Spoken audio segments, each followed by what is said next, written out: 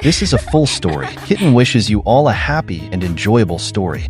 My wife defied her parents to marry me. I thought she loved me until the man she had been chasing for over 10 years, her white moonlight, returned to the country. What I didn't expect was that he bore a resemblance to me. It was then that I realized I had been nothing but a substitute all along. I let go decisively and casually signed the divorce papers. She, however, begged me to reconcile like a madwoman. I refused. "I'm sorry, I no longer love you." On our wedding anniversary, Hailey hadn't come home for a long time. She didn't answer my calls or reply to my texts. I called her assistant, who told me that Hailey had no business meetings that afternoon and had left work after finishing up. Looking at the candlelight dinner I had carefully prepared, I sighed. The person who had promised to spend every anniversary with me had broken her word. I met Hailey in college. She was beautiful, academically excellent, and came from a wealthy, influential family. Meanwhile, I came from an ordinary working-class background. There was a vast chasm between us, yet she confessed her love to me. That self-conscious admiration I had secretly held turned into reality, and with excitement, I accepted her confession. Even though Hailey was busy with work, she always remembered the promises she made to me. She was gentle and considerate, and we enjoyed a sweet college life together. Now, we've been married for 3 years, but after the most passionate phase of love had passed, she became colder to me day by day. I should have expected this outcome long ago. After all, her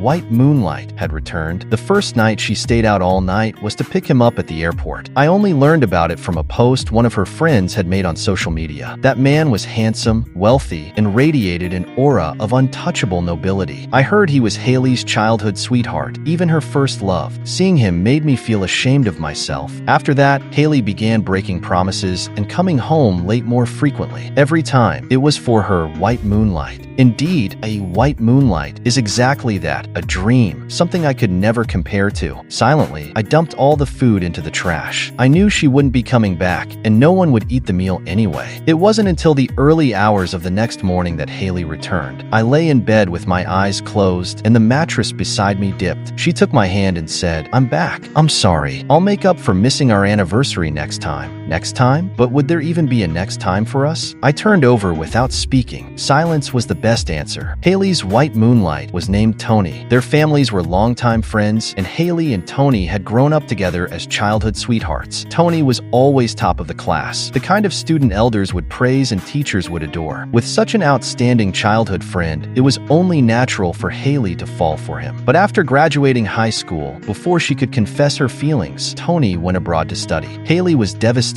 for a while, but slowly recovered after meeting me. You could say I was the one who helped her through those dark university years. I was by her side for 4 years of college, and we got married right after graduation. I couldn't understand why, after 7 years together, I still couldn't compare to a fleeting glance from her white moonlight. It wasn't until Tony said one thing that I finally woke up completely. "Don't you think we look somewhat alike?" He stirred his coffee leisurely and said it so casually. It felt like a bolt of lightning struck me. No wonder Hailey had pursued me the moment she first saw me. No wonder she chose me despite her parents' opposition. No wonder she often looked at my face with a longing expression. So that was it. I had been a mere substitute all along, a stand-in for Tony. That's why she treated me so well, cherishing me like a treasure. But really, she was just being kind to Tony through me. Tony pushed a check toward me. "Here's $5 million. If you divorce Hailey, the money is yours as compensation." I suddenly wanted to laugh. The cliché drama scene was happening to me. I pushed the check back. "Even though I'm not as rich as you, I have enough education to support myself." Looking him straight in the eye, I said, "Tony, don't worry. I know when to step aside. The real one has returned, so this substitute will leave on his own. No need for you to stoop so low to chase me out." When I got home, I started packing my bags. Once again, Hailey hadn't come home all night. I wasn't surprised. This wasn't the first time. The fact that she hadn't kicked me out the moment Tony returned showed she had at least given me some face. I placed my wedding ring and the divorce papers on the table and left our home of 3 years with my suitcase. I found a cheap place to rent. After settling in, I still hadn't received any response from Hailey about the divorce. I opened social media in a moment moment of self-torment. Sure enough, our mutual friends had posted pictures of Tony and Hailey. In the photos, Tony wore a childish birthday hat and he and Hailey were cutting a birthday cake together, hand in hand. The caption read, "Now this is a match made in heaven." Tony was wearing a watch on his wrist. I had seen it in Hailey's study drawer once when I was looking for something. Back then, I thought it was a wedding anniversary gift for me, so I pretended I hadn't seen it. Now, seeing it on Tony's wrist, I realized I had been fooling myself. Every day after that, I saw photos of Tony and Hailey together on social media. Hailey's face glowed with a shy smile, her eyes brimming with affection as she gazed at Tony. There was a time when Hailey smiled at me like that too. The day we confirmed our relationship, we kissed under a sky filled with fireworks, and her gaze was full of tenderness. But now, everything had become a thing of the past. It wasn't until a week later that Hailey finally called. "Rocky, let's talk." Talk? What was there left to talk about? I refused. I didn't take a single thing when I left. I returned the wedding ring, and I've signed the divorce papers. We can just go to the Civil Affairs Bureau directly. Hailey's anxious voice came through again. "I don't agree to the divorce. We were doing fine, so why get divorced?" Doing fine? I gazed out at the clouds, feeling a twinge of pain in my heart. "When you say fine, do you mean you're out having a good time with Tony while I sit at home looking at your intimate photos together?" Hailey sounded flustered. You know about it?" "Yes, I know everything." Perhaps it was out of concern for me as her husband or for her own reputation at work, but Hailey hadn't posted any photos with Tony on social media. However, all her friends were in the know. That was already a clear indication of her attitude. There was a moment of silence before Hailey continued, "Just come back. We can talk about it." After saying that, she hung up before I could refuse. I hesitated for a moment, but eventually decided to go back. However, when I opened the door, I found Hailey and Tony sitting on the sofa. They were sitting very close, seemingly sharing something intimate. Upon seeing me, Tony wrapped his arm around Hailey, as if to assert his ownership over her. My heart ached slightly. Even though I already knew about their relationship, it still hurt. "You're back."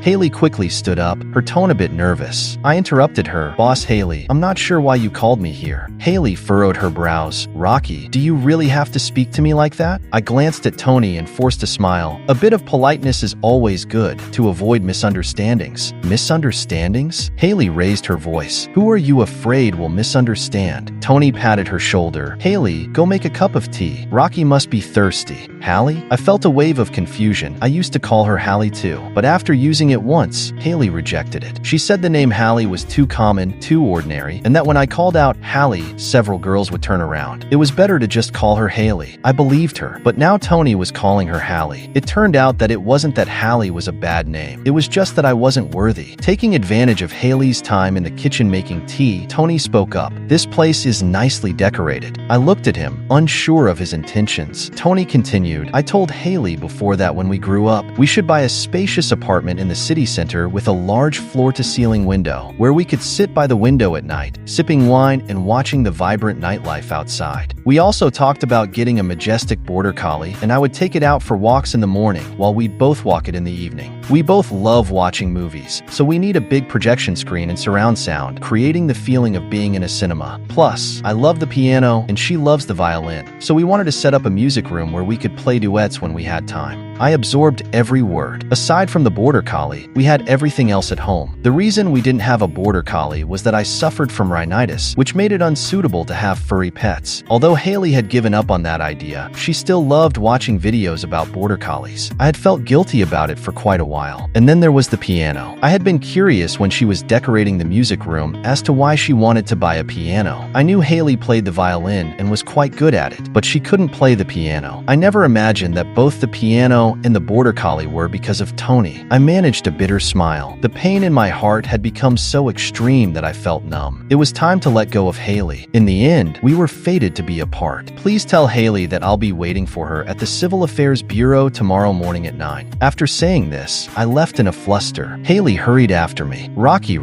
I took a deep breath and turned back calmly. "Boss Hailey, do you have something else to say?" "Rocky, Tony and I are just ordinary friends who grew up together. It's not what you think." Boss Hailey, we're already getting divorced. Your matters are no longer my concern, and they have nothing to do with me. Hailey's tone became impatient. I told you, we're not that kind of relationship. Why don't you believe me? You're the perfect couple, yet you say it's nothing? Don't worry, Boss Hailey. You don't need to worry about me going out and saying things that would harm H Group's reputation. I announced our divorce a week ago, and today I came to reiterate it. I'm sure you can spare some time to visit the Civil Affairs Bureau tomorrow, right? Hailey frowned. Are you sure you want to get divorced? This isn't a threat. I shook my head with a smile. Boss Hailey, I never joke about marriage. Fine, Rocky. Remember what you said today. Hailey said fiercely, lifting her chin proudly. Once we get divorced, even if you kneel down to beg me, I won't agree to reconcile. After returning home, I surprisingly didn't suffer from insomnia that night. Since I learned about Tony's existence, my mind had been preoccupied with their relationship, tossing and turning all night, unable to sleep. After bringing up the divorce, I actually felt more at peace, sleeping soundly until dawn. My lethargy had improved significantly. The next day, Tony drove Hailey to the Civil Affairs Bureau. A few days ago, I would have been filled with jealousy, but now I felt indifferent, only reflecting on the situation. Was this a seamless transition from marriage to divorce? Their time management is truly impressive. No wonder they live in mansions and drive luxury cars, while I'm still just a broke loser. Hailey stepped out of the car in her high heels, quickly striding over with a displeased expression. Rocky, I'll ask you one last time. Are you sure you want a divorce? Tony's expression shifted, his eyes clouded, but I inexplicably sensed a hint of threat within them. Was he afraid I might change my mind and block his way? I stepped forward first. Hurry up. I only took an hour off and need to get back to work. I was just calmly stating my demands, but Hailey seemed to ignite like a firecracker, furiously signing the papers. She stormed back to the car in a huff. I felt a pang of regret. Coincidentally, she saw my expression. She smugly rolled down the window and huffed. It's too late for you to regret now. I was confused. What was this woman imagining? I was simply regretting that she could comfortably ride in a luxury car, while I had to suffer on my little electric scooter. Seeing my bewildered expression, Hailey angrily rolled the window back up. As Tony walked by, he quietly said, "Never see you again." I nodded. As you wish. Now it was rush hour, and even the most luxurious cars couldn't escape the traffic. I zipped past their car on my little scooter, waving victoriously. Without looking back, I could feel Hailey's piercing glare. TCH, what good is a luxury car if all it can do is watch me leave in style? In the past, I could hardly imagine how difficult life would be without Hailey. But after the divorce and living alone, it felt incredibly liberating. Hailey had once set rules. No staying out all night, no hanging out with friends, no bars or clubs. During school, I had to work to support myself. After graduating, I had little free time, so following those rules was easy. But the second rule always bothered me. To her, friends meant my old classmates. I had always known she looked down on my background, even my friends from school. At that time, my heart and mind were full of Hailey. To avoid upsetting her, I slowly distanced myself from my friends. Now that we were divorced, I quickly reconnected with my old classmates, chatting with them again. My high school buddy Peter even came to visit me in my city for drinks. He was accompanied by a young girl. Peter introduced her. "This is my sister, Serena." Serena beamed, revealing two charming dimples. "Hello, Mr. Rocky. I'm Serena." I smiled and nodded. "Hi, I'm Rocky, your brother's friend. If you don't mind, just call me by my first name." Serena cheerfully called out, "Rocky." That night, Peter and I drank, chatted, and enjoyed barbecue. Serena sat nearby, listening to us boast and discuss various topics, occasionally chiming in. We finally headed home in the early morning hours. Before leaving, Peter specifically said, "My sister is in the same university as you. She's a senior and will stay here for work after graduation. I'm worried about her being alone, so please keep an eye on her." Of course, I would. If a friend needed help, I'd do my best to assist. I immediately gave Serena my phone number and WeChat, telling her to contact me if she needed anything. Serena didn't really need much. She just checked in daily with trivial updates on WeChat. "Rocky, good morning. Look, this is my breakfast today. One of my classmates is jealous I got a scholarship and keeps badmouthing me. It's so annoying. I successfully completed my project and received a bonus. Let's celebrate with a meal." I couldn't understand what this girl meant by messaging me daily. Maybe she just wanted someone to share her life with? I could only politely respond to all her messages. Meanwhile, H Group and T Group launched a collaboration, and photos of Hailey and Tony were circulating online. People online were saying they looked like a perfect match. Some enthusiastic netizens even dug up their past. Everyone was exclaiming about their childhood friendship. Many college classmates bombarded me on WeChat, asking about my situation with Hailey. After replying to a few close friends, I posted a status saying that we had divorced, then went silent, like I was hiding. Even though I had moved on and was ready to embrace a new life, it was frustrating to have so many people discussing it. Serena came over to my house with a bunch of food. I thought it was a delivery and opened the door in my big shorts, but it was her, so I hurriedly shut the door and got dressed. When I opened the door again, Serena had a mischievous grin on her face. Wow, looking good there. I pretended I didn't understand what she meant, opening the fridge and asking her, "Want some orange juice?" Serena calmly reminded me, "Rocky, you're in your boxers. Let's not mention it." I stumbled and almost fell. I'm a decent man, after all. When have I ever been so exposed in front of a woman besides my ex-wife? She immediately sat up straight. "I want orange juice." I took out 2 oranges and started juicing them. Serena curiously came over to watch. "Wow, you can juice fruits yourself?" "I make it myself. It's nutritious and cheap." "Hey, I brought cake and macarons. They go perfectly with orange juice." Since I hadn't had breakfast, I started devouring the cake. It tasted way better than what I'd buy myself. Once I cleared all the food, I remembered to ask, "What brings you here today?" Serena took my hand and said, "Rocky, I want to ask you to be my boyfriend." I replied with the "oh," patting her soft hair. "Take away the boy part and I'll agree." Serena crossed her arms and laughed mischievously. "I knew you wouldn't give in easily, but Rocky, you know that a person should be grateful for a meal?" Without hesitation, I took out my phone. "How much?" "I'll transfer it to you." She held up 2 fingers, asking for a whopping $20,000. My phone nearly dropped and I trembled. "What did you say?" Serena leisurely pulled out her phone to show me the price list. Tiramisu, $5,000. Black Forest, $5,000. Macarons, $10,000. Me? Are these treats made of gold? Why are they so ridiculously expensive? My monthly salary is only $30,000. If I spend $20,000 and send money to my parents, I'll end up sleeping under a bridge. I realized this girl had come prepared. Who on earth takes someone out to eat and shows them the prices? I clutched my chest in pain and asked, "Do I have any other options?" Serena shook her finger. "Either be my boyfriend or pay up."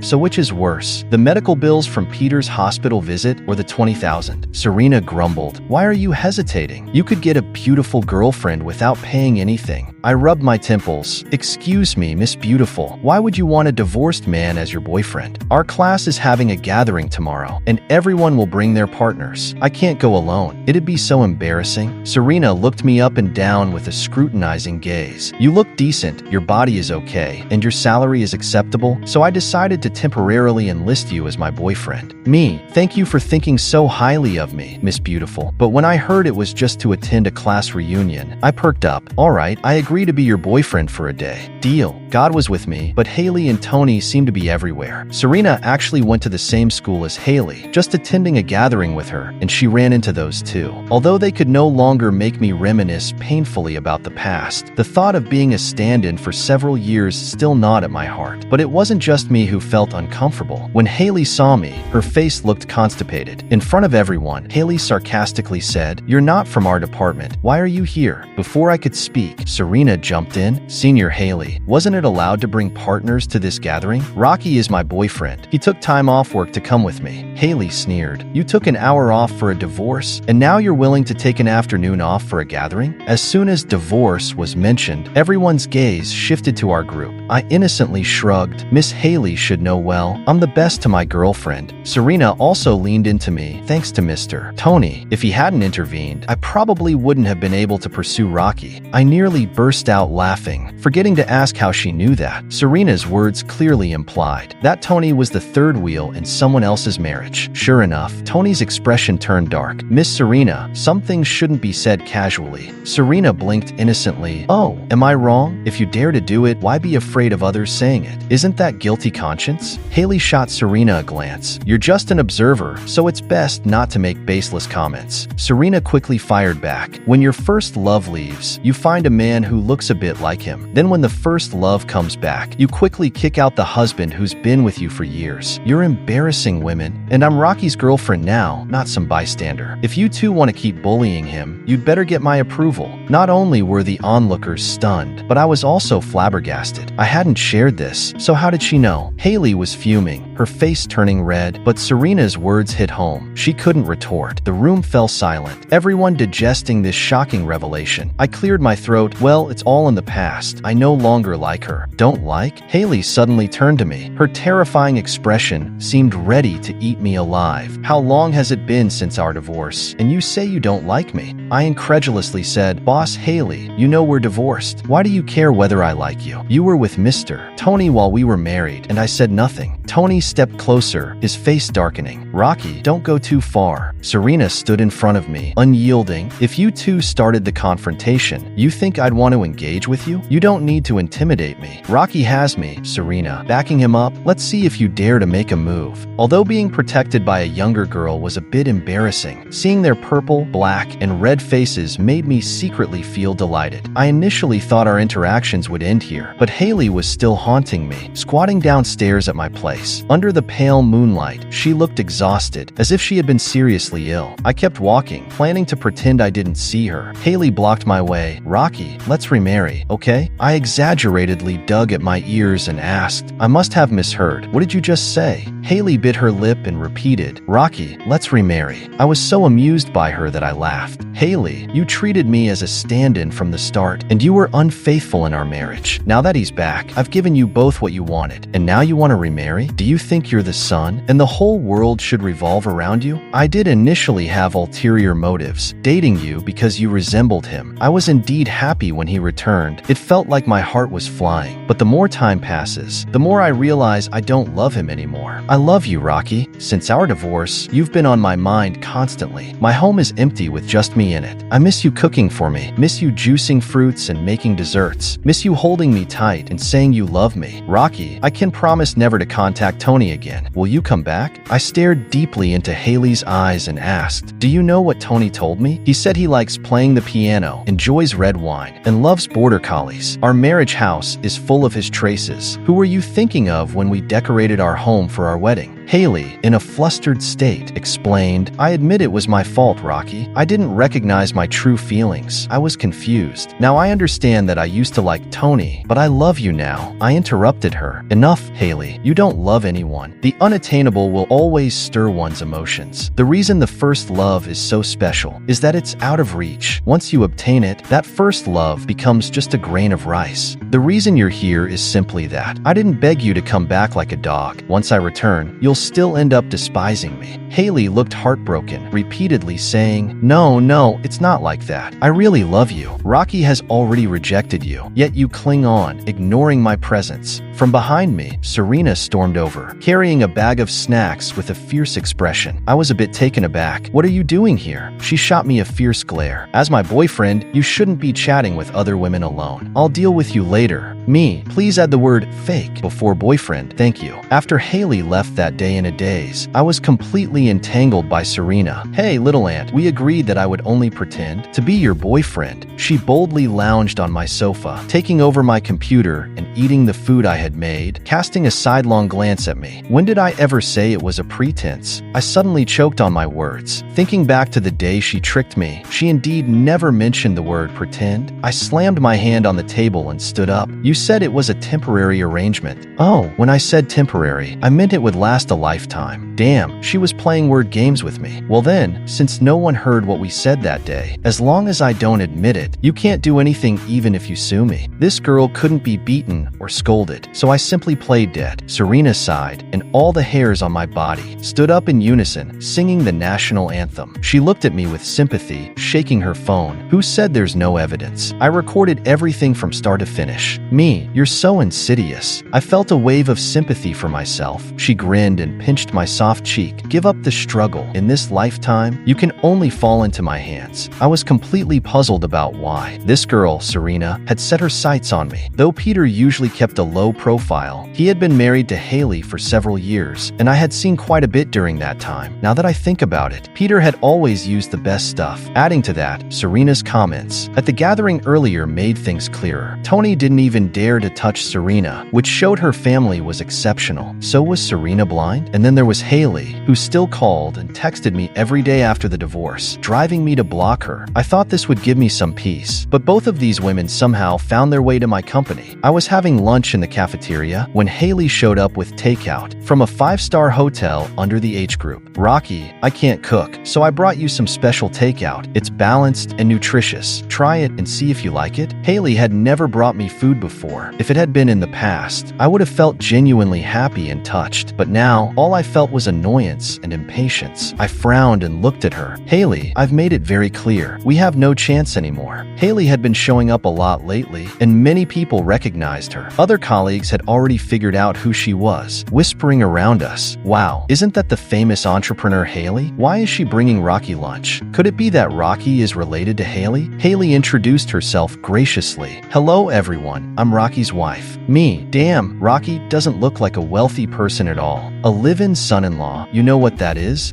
Please let me be spoiled by a rich woman. I was instantly drowned out by voices full of envy and jealousy. I stood up, wanting to explain, but another voice interrupted me. "What wife? More like ex-wife." Serena's fierce voice came over as she strode up, placing a thermos on the table. She glanced at the takeout disdainfully.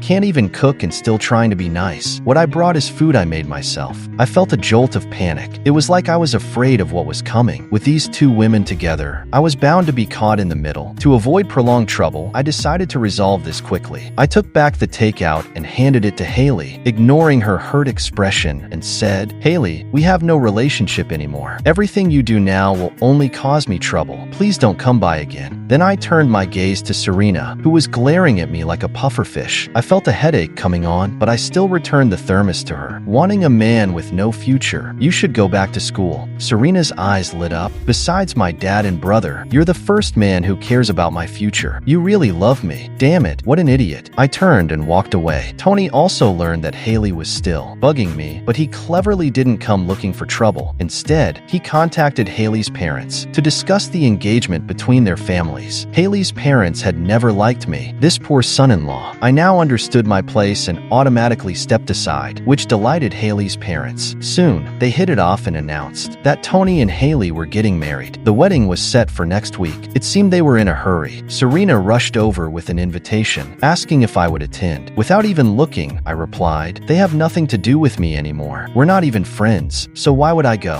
Rushing to give them a gift? I wanted to buy a house, and I couldn't afford to waste money. Serena smiled, resting her chin on her hand. "At our wedding, we can invite them, right? Then we can get the gift money back." Here she goes again with the same old tune. I sighed and asked her, "Miss Serena, what is it that you like about me? We barely know each other, do we? Could it be that I was just someone's substitute?" Serena huffed. "We've known each other for decades. How could you not recognize me?" I was shocked. Did that mean we knew each other since childhood? Was it in kindergarten or elementary school? I racked my brain, but no matter how hard I tried, I couldn't recall such a person from my childhood. Serena grew anxious. 16 years ago, didn't you give a little girl a giant white rabbit candy?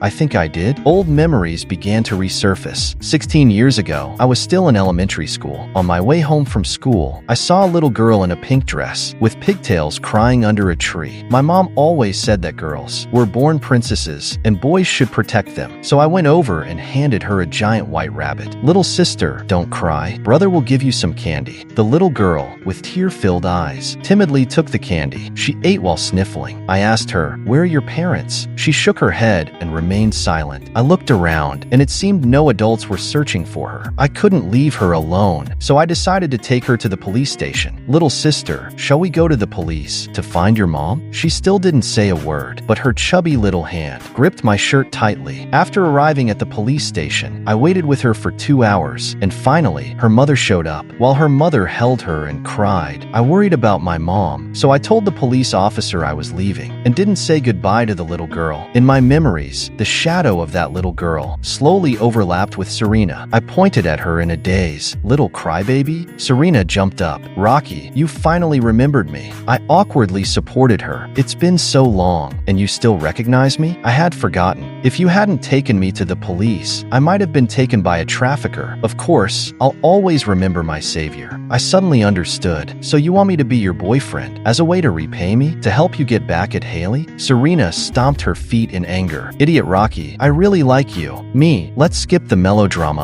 of off. Repaying a life-saving favor, Serena revealed everything. She had always remembered me and wanted to find me. Until middle school, she saw a photo album on Peter's phone. It had pictures of us playing basketball, and she was surprised to discover someone who looked a lot like the older brother. The ages matched up, so she quickly asked Peter for my name. After confirming, she realized I was the person she had been looking for. She began pestering Peter about me. When Peter noticed something was off, he pressed her, and she finally told the truth. Grateful for my care of his sister, Peter subtly treated me to meals and snacks, while also telling Serena about me every day. In reality, all I did besides studying was play basketball during my free time, but the more Serena heard, the more interesting she found me. A young girl experiencing her first crush slowly began to like me. Initially, she planned to enroll in the same university as me, to pursue me, but then she heard the news that I was dating Hailey. Her pure heart shattered like glass, but she didn't want to ruin our relationship by being a third party, so she could only silently watch us from afar. When she heard about my divorce from Hailey, she eagerly asked Peter to bring her to find me, wanting to seize the opportunity. While I was single, I was dumbfounded. It was just a giant white rabbit. Did she really remember it for so many years? She had secretly liked me for all that time, and I felt sorry for her. Just as I was about to refuse her, Serena shot me a chilling look. I've already sent that recording to my parents and brother. Next week, when Tony and Hailey get married, they'll come, so you better think about how to entertain your future in-laws and your brother. No matter how I tried to explain myself, Serena remained steadfast, only listening to what she wanted to hear. Before long, Serena's parents and Peter arrived at my house. Serena darted into the kitchen to make tea, giving us some space to talk. Serena's parents were very kind, which helped me relax quite a bit. They seemed reasonable and would probably listen to my explanation, right? To my surprise, as soon as Serena's father spoke, I nearly fell off my chair. "Rocky, when do you and Serena plan to get married?" I choked for a while before finally managing to respond, "Uncle, you've misunderstood. Miss Serena and I are not in that kind of relationship." Immediately, Serena's mother slammed her hand on the table, angrily saying, "What do you mean? You've already agreed to be my daughter's boyfriend, and now you want to back out? Do you think we're easy to bully?" I cast a pleading look at Peter, my good buddy. Peter, however, was itching to jump in. "I'm very democratic. You can either be my sister-in-law or test my fighting skills. Choose one." "Me. Could someone please listen to my side of the story?" "My side." Serena ran out and clung to my back. "Thank you, Mom and Dad, and Big Brother. I still want to pursue my master's degree, so let's wait until after I graduate to talk about marriage." Unable to fight back or escape, I could only endure while this family of four laid out my future so clearly. They even debated whether our future kids should go to Tsinghua, Peking University, or study abroad. I was overwhelmed. Let it all come crashing down. Finally, after sending those three deities away, Serena was finally willing to sit down and talk with me. "Rocky, am I really so inadequate that you're unwilling to like me?" "Not at all. In truth, I guess it was a deep-seated insecurity. My family background just doesn't compare to hers. Although I'm willing to work hard and be ambitious, sometimes your background dictates your ceiling. No matter how hard I strive, I can't catch up to those rich second-generation people standing on the shoulders of giants, especially now that I've become a divorced man. Serena is wonderful, lively, cheerful, and devoted. She shines wherever she goes. It's precisely because she's so great that I hope she won't hang on to this crooked tree of mine. She deserves better. Since the day I shared all my thoughts with her, she hasn't contacted me again. She probably figured it out and gave up. However, it seems Hailey hasn't understood yet. The day before the wedding, Hailey was again squatting outside my building. With a bitter expression, she said in a hoarse voice, "Rocky, I'm getting married tomorrow." I didn't say anything to provoke her. I just congratulated her. Hailey yelled at me with red eyes, "Rocky, as long as you still want me, I'm willing to cut ties with my parents, run away from the wedding, and leave here with you." Looking at Tony standing not far behind her, I could only say, "Hailey, cherish the person in front of you." Hailey ran away crying, and Tony moved his lips but ultimately said nothing and chased after her. Watching their backs, I suddenly felt relieved. Maybe I used to resent and hate, but that's all in the past now. "You said to cherish the person in front of you. Why don't you cherish me?" Serena's voice appeared behind me again. I helplessly smiled. "Why is it that every time Hailey comes around, you always show up right on time?" Serena slowly walked up to me, speaking word by word. "Rocky, the reason I haven't contacted you these days is that I was thinking about what you said. I wanted to know if I genuinely like you, or if I'm just chasing after you like Hailey, treating you as an unattainable ideal." I was momentarily stunned and then smiled. "So, what's your conclusion?" Serena jumped into my arms. "I haven't stopped thinking about you these past few days. You in your big shorts, you making juice for me, you looking miserable because I tricked you. So I'm sure I really like you."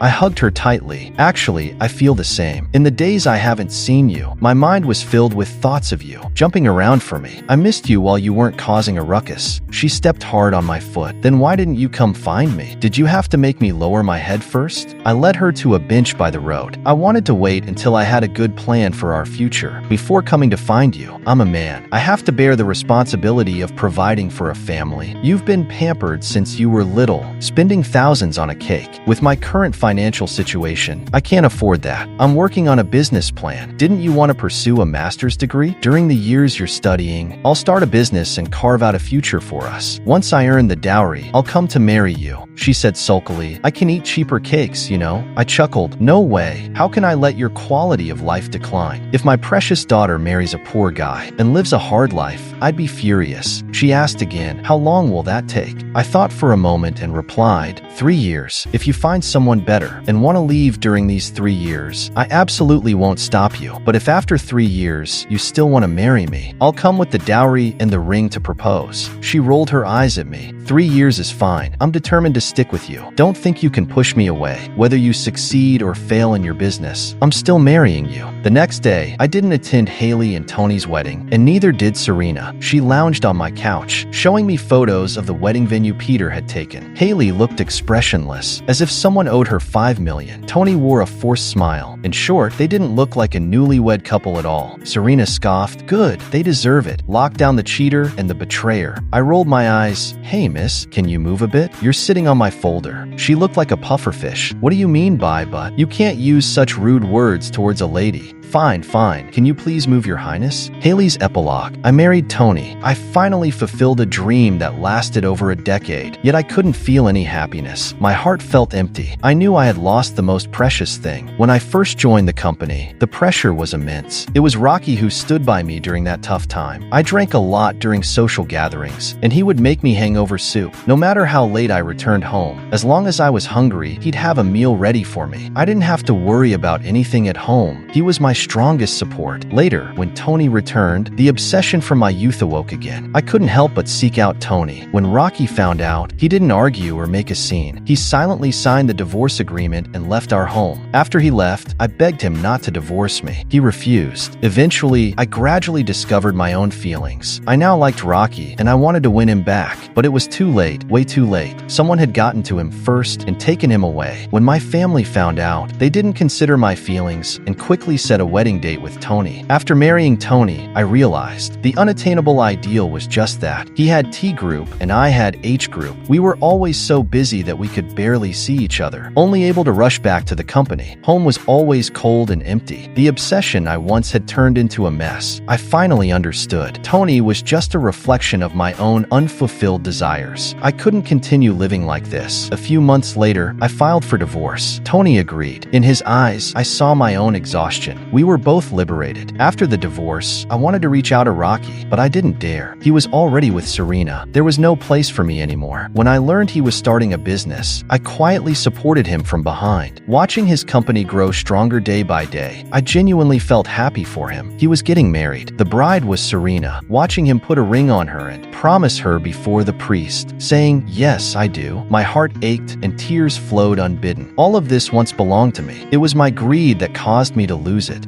The end. If you like Kitten's story, please follow and like it. Updated every morning at 9 a.m.